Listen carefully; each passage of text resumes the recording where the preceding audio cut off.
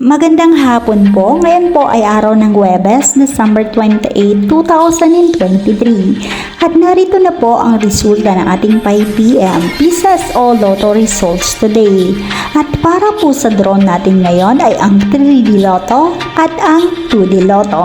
At para po sa mga bagong nanonood, huwag niyo pong kakalimutan mag-subscribe sa aking channel at pahit na din po ako ng notification bell para updated po kayo lagi sa aking mga bagong upload.